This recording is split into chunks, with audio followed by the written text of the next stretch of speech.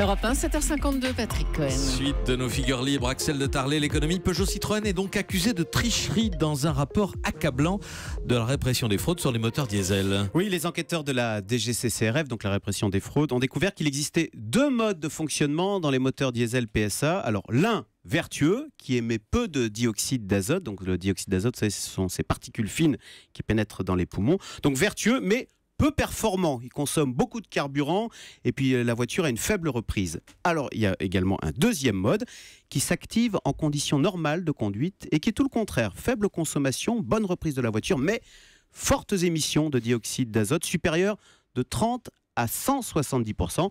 Et comme par hasard, quand la voiture Peugeot Citroën est en période de test, c'est le mode vertueux qui s'active grâce à un calculateur, ne dites un logiciel truqué. Alors, selon la DGCCRF, cette fraude supposée s'est étalée sur 6 ans jusqu'en 2015.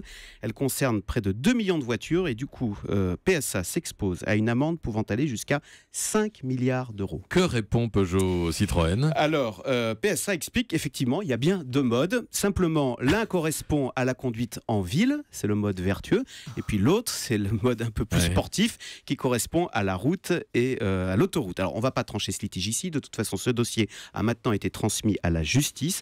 Mais cette affaire met un terme définitif à toute la communication de Peugeot Citroën sur le diesel propre. PSA affirme depuis des années que grâce à son poco catalytique et d'autres inventions de son cru, eh bien le diesel pouvait être propre. On se rend compte aujourd'hui que c'est faux. C'est donc toute cette stratégie diesel de Peugeot Citroën qui tombe à l'eau. Mais PSA est lui aussi en train de se convertir à la voiture électrique. Alors c'est vrai, PSA promet que 80% de ses modèles en 2023 existeront en version électrique, alors ce qui suppose une reconversion totale de son outil de production. Il faut savoir que PSA possède par exemple la plus grosse usine de fabrication de moteurs diesel à Trémery, c'est en Moselle, donc vous voyez un vrai chantier de reconversion.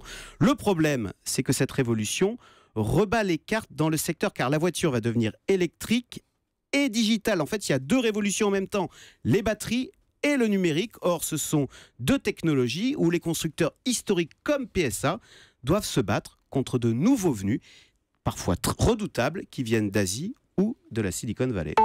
Europe 1.